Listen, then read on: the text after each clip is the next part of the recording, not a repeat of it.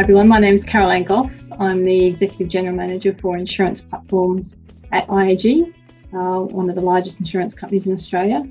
At IAG, we work with partners that are very aligned with our values and priorities around diversity and inclusion. Infosys is one of our partners, and we work very closely with them to help really balance out our workforce and really drive diversity and inclusion across all of our teams, and we really value that partnership. I've been in and around the technology business for about 30 years, and over that time have experienced some really great examples of how we have looked to increase gender diversity in organisations at a team level and at an organisational level as well.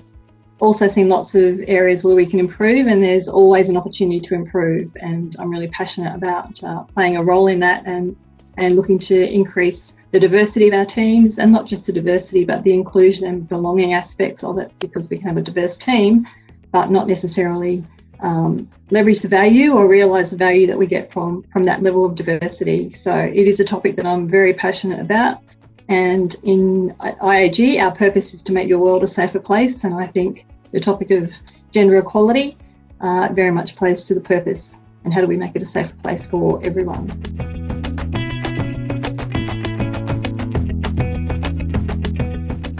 For me as a leader, I think it's always about how do we create the safe environment for people? How do we make sure that particularly women feel comfortable being themselves and being able to perform at their best in the environment? And I think the challenge part is really challenging the behaviours and the practices that get in the way.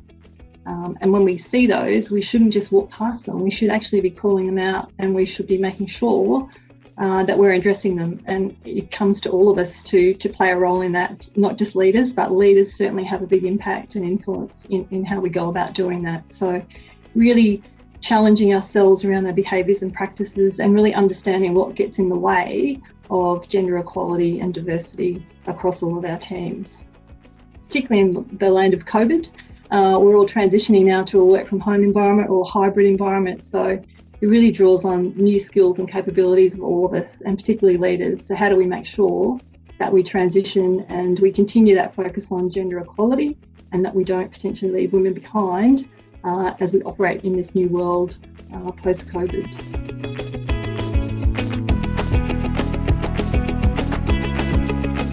The concept of confidence versus competence really comes into the picture, and I think for us it's about getting the balance right. Quite often we promote people who show a lot of confidence, but not necessarily the competence. And I think for women, it's about, we're quite often very competent, but how do we make sure we build that confidence as well? And I think for our male allies, it's really understanding the difference, and how do we get the balance and the focus right on both competence and confidence. What are we looking for in individuals? How do we make sure that people who are very competent are also building that confidence? And through our leadership programs, our leaders and our male allies, we can all play a really important role in that. So for me, the balance between confidence and competence is something that we need to really focus on and support each other on that aspect.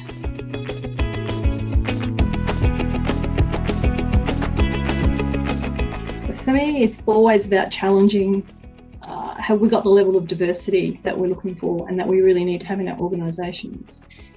Are we being as inclusive as we can be, so people feel like they can contribute and that they really belong here? And I think it's about, we've got to be curious all the time. We've got to continue to ask the question. We've got to continue to challenge ourselves. We've got to continue to look at the data, because if we actually look at the data, we can ask the right questions about what are we doing well, and what can we do more of to develop a more inclusive environment, more diverse environment, and really build that gender equality across all of our workplaces.